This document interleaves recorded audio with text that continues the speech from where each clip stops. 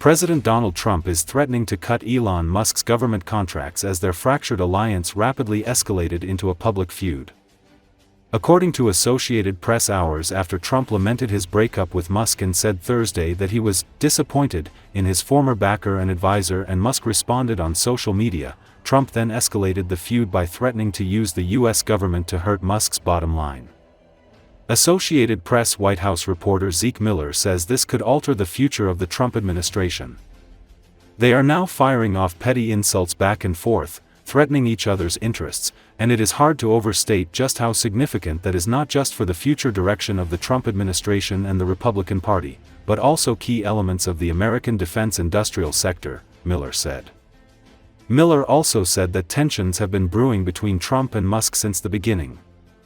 He was a little bit of an Icarus. He seized the limelight and challenged Donald Trump sort of as the most visible person in the Trump administration, which is never someplace that a Trump staffer wants to be in, Miller said.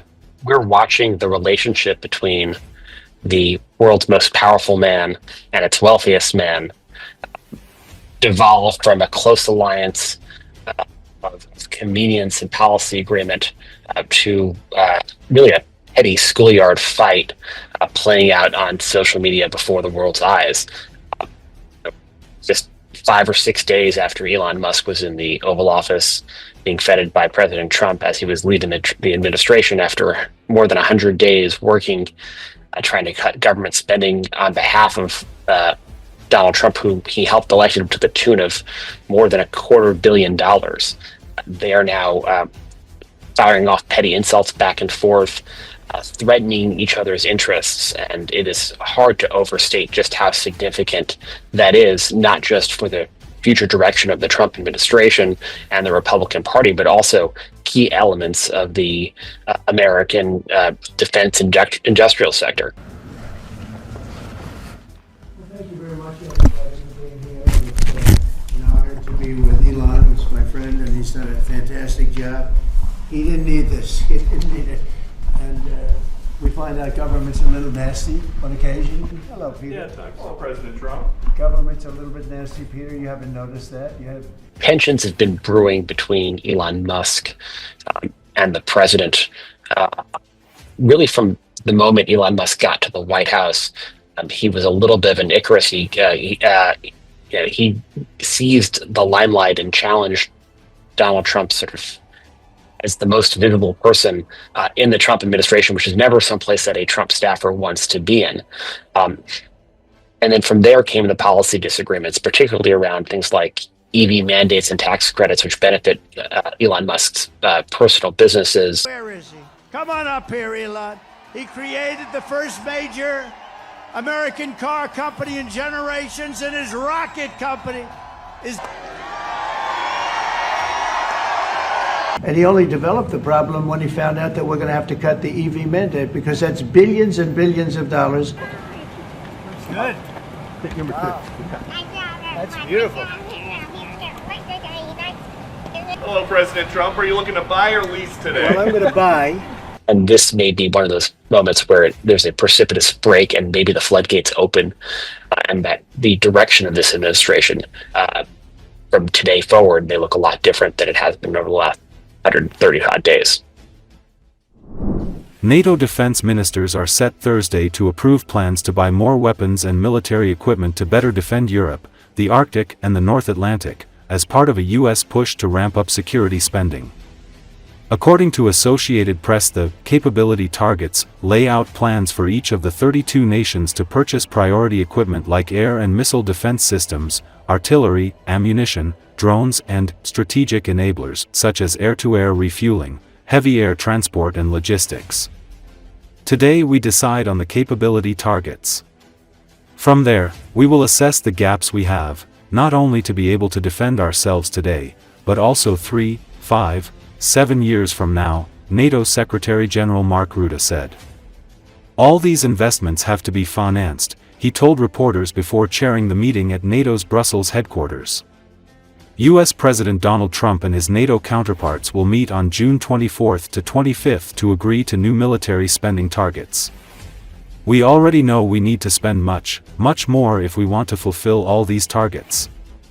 And by the way, by doing that, we will also equalize in terms of spending between Canada and Europe and the United States, Rutte also said, while speaking to reporters along with U.S. Defense Secretary Pete Hegseth.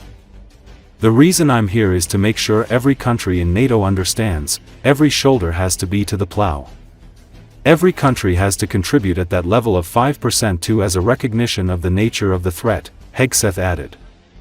The targets are assigned by NATO based on a blueprint agreed upon in 2023, the military organization's biggest planning shakeup since the Cold War, to defend its territory from an attack by Russia or another major adversary.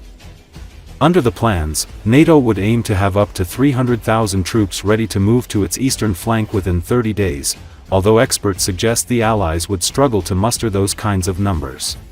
Good morning. I really want to welcome Pete Hegseth here at NATO again. You were here in February. You were very clear about the agenda you and President Trump are driving. We heard the message. Today will be an important meeting, because today we will agree on the capability targets we need going forward to keep 1 billion people safe in NATO territory. From this, we will decide at the NATO summit to the spending. And we already know we need to spend much, much more if we want to fulfill all these targets. And by the way, by doing that, we will also equalize in terms of spending between Canada and Europe and the United States.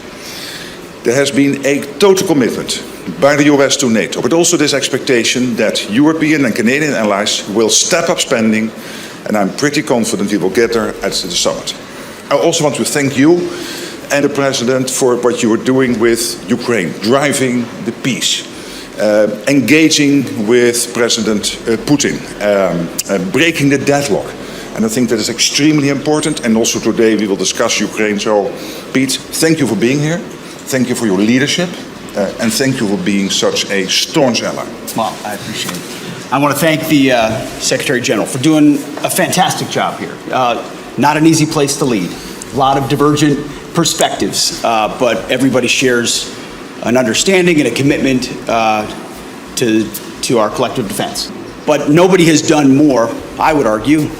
And if you just look in plain speak at the commitments in the budgets of NATO countries, then President Trump, to restore NATO as an alliance. He did it in his first term, saying, you know, you can't freeload, you need to spend, you need to be a part of that commitment. European countries stepped up. Now we're seeing even more so, with even higher targets. And the reason I'm here is to make sure every country in NATO understands every shoulder has to be to the plow. Every country has to contribute at that level of 5% as a recognition of the nature of the threat. So the United States is proud to be here, to stand with our allies, but our message is going to continue to be clear. It's deterrence and peace through strength, but it can't be reliance. It cannot and will not be reliance. Secretary General. Thank you Thank you very much. Appreciate it. Thank you so much. Absolutely. You got it. See you later, guys. Thank you.